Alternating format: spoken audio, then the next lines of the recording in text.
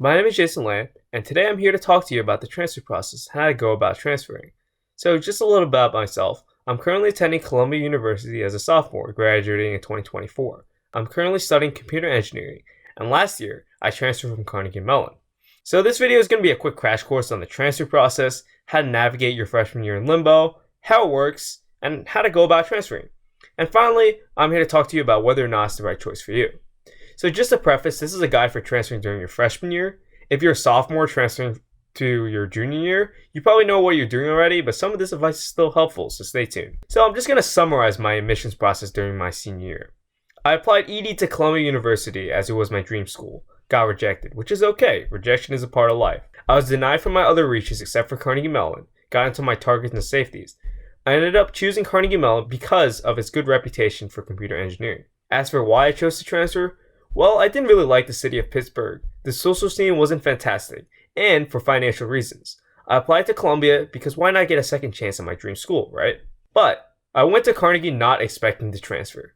This is the key, and I'll elaborate on this later. I applied for fall transfer the year after. So spring transfer usually starts at the same time as normal admissions, so you're really confident wanting to transfer, then you should consider the process earlier. Now keep in mind that some schools only offer fall transfer. You should keep that in mind as you're picking out which schools you want to transfer to. So I'm just going to walk through my transfer process and what I did to get in. So number one, first I identified where I wanted to transfer to. So different schools have much better or worse transfer rates than for normal undergraduate admissions. So for example, Columbia is the same, around 6%. UCLA is 19% compared to the usual 14%, which means it's actually kind of easier to transfer, so it's a good option if you're in California. But Princeton is less than 1% for transfers, so you probably shouldn't even bother. I chose Columbia because it was a reach but still doable, and of course because it was my dream school. And as for my other schools, I only chose two. My reasoning was that I didn't have to transfer because Carnegie was already a great school. Your situation might be a little different, so choose at your own discretion. And really consider what your different choices are. And number two, I consider whether it's worth transferring instead of weighing the options. Don't just transfer because you want to go to a school of higher prestige or because your significant other attends there. You gotta have a really good reason for transferring because otherwise you're wasting your time. Really consider it. Well, my main reason was a second shot at my dream school. And why not? I judged that the time I spent applying to, Columbia University on a whim was worth it. And money issues, sure, that's a good reason as well. You want to switch majors and your current school doesn't offer that kind of stuff, like if you go to a STEM school and you want to switch into humanities, sure, that's also a great reason, because otherwise you'd be stuck doing something that you don't want to do. Just make sure that it's worth the time and money to commit to applications, because the worst thing you want to do is pour a lot of time into something that you don't really care about. And number three, I had to secure my letters of recommendation. I love my linear algebra professor, and he's a really great guy, especially just to talk to you. And I did well in his class, so I asked him, and that rec went really smoothly. And make sure your professors know your name. It's a bit hard if they don't, but they can still write your rec, so keep that in mind. And number four, this is the hard part. You gotta do your subs and essay. All that stuff from your original college application, you gotta take a look at it and do it again. You don't have to do this, and you probably shouldn't do this, but you can usually just get the general gist of your supplementaries because a lot of the questions are going to be the same. You should still take a step back and rewrite some of your essays. Identify what works and what didn't work. Have someone else read it. Have another person read it. If you've done a lot during your senior year and during your freshman year, you should make sure to incorporate that, especially show that how you've grown in that year. Now, personally, I didn't do a lot between my senior year of high school and my freshman year and when I applied, just because it was COVID. But it might be different. You might have, done research. You might have, volunteered. You might have done something life-changing. And you should make sure to incorporate that into your supplementary essays. And then number five, this is the big one. I decided to tackle the big transfer essays. So most schools will have a large essay that asks you, why do you want to transfer to X institution? So the number one rule of this is don't speak ill of your current school. No admission officer wants to hear about why your current school is bad because honestly, they don't really care. And you should focus on the benefits of transferring and why X school appeals to you. And admissions officers want to see that you're a good fit for their school, not a bad fit for your current one. Like the Columbia admission officer would not care if I was talking bad about Carnegie Mellon. In fact, they might actually, care a little too much that I'm talking bad about Carnegie Mellon because it's a great school. So let me just give you an example. So instead of me writing, Carnegie focuses too much on technology and CS courses, leaving no room to take other interesting courses. I wrote, Columbia's core curriculum gives opportunities for students to focus on their major and explore the world, tackling what their major is, along with doing other various science, writing, and literature courses under their belt, and having that stuff and having like a wide variety of, different classes you could take. Obviously, I phrased that a little more eloquently, but that's the idea. Because why focus on what you don't have when you can focus on what you could have? And that's the key thing. So, some key aspects to touch on in your transfer essay are location, programs, and showing interest. I wrote about NYC being my home city, what it meant to be back home. I talked about how Columbia campus was, quote, the perfect embodiment of the city, a beautiful campus hidden within the concrete jungle of Manhattan, flowery language, the usual. I mentioned what I researched at the school and the different programs that I would join, like researching FinFET transistors and taking on the design challenge. And finally, ask yourself again, why do you want to transfer? Channel that energy into your answer. Finally, I submitted and breathed a sigh of relief as the deadline passed.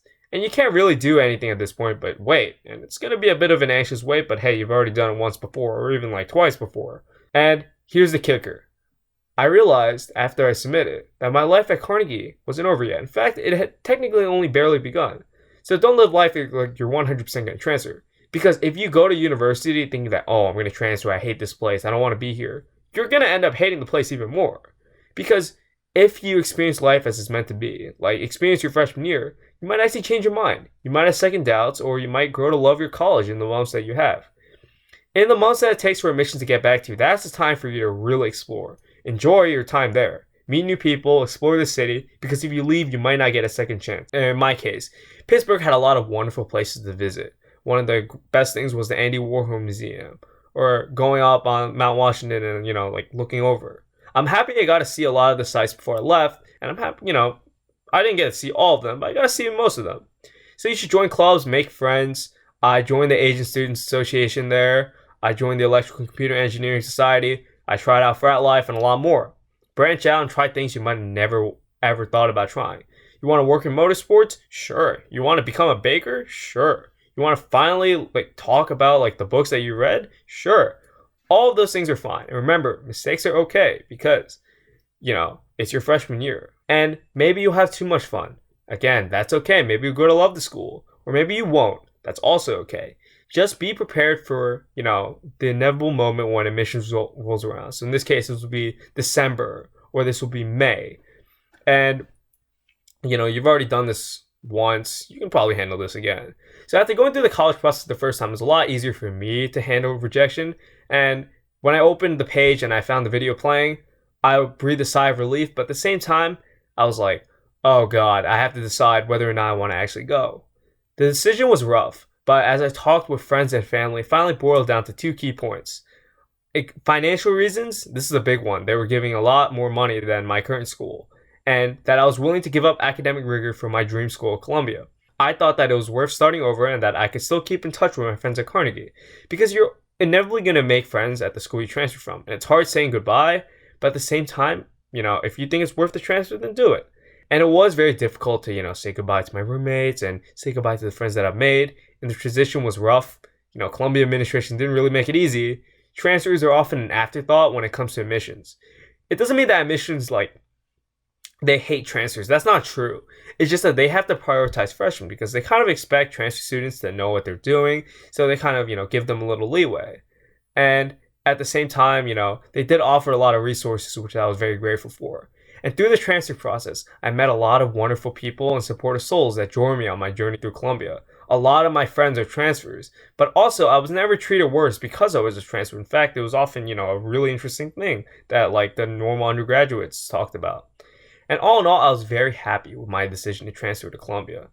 And I certainly wasn't expecting to get into my dream school, much less end up transferring there, but sometimes things just work out for that way. So hopefully it'll work out just as well for you too. So just to recap, transferring is just like going through the college process a second time. You got to get your recommendations, essays, financial info, and schools in order. You got to make sure, all that stuff is airtight. Think hard whether or not you want to actually transfer and why, whether it's worth doing those applications. And as you're waiting, again, this is the key, live life as you normally would. You're a freshman in college, it's your time to explore, have fun, meet new people, explore your freshman year and your new college. And finally, when admissions rolls around, If you do end up getting in, you got to reevaluate whether or not you want to transfer. Make a list of pros and cons. Consider everything: financial aid, majors, flexibility, and whether or not it's worth to start over. And if you choose to transfer, well, congratulations on transferring. Saying goodbye is difficult, but starting over is even more difficult. So, you know, it's a struggle, but in the end, it really is worth it. I hope this video has helped you in whether or not you want to transfer or not. Feel free to email if you have any questions about the process or if you just want to chat. It's a rough time transferring, but it's definitely worth it in my eyes. And if you're not happy with your current school, you should definitely consider it. Thanks for watching and have a wonderful day.